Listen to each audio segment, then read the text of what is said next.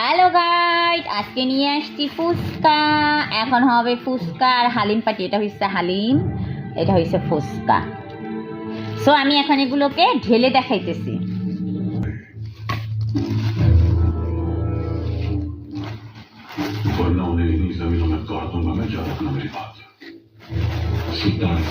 এগুলো আমি এখন খুলে বানায় তারপর আসতেছি।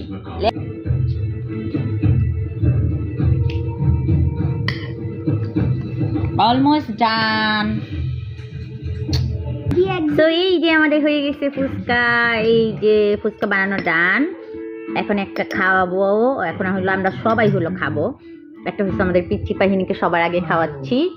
ইয়ে, কেমন হয়েছে? ইয়ে দর বাই বাই।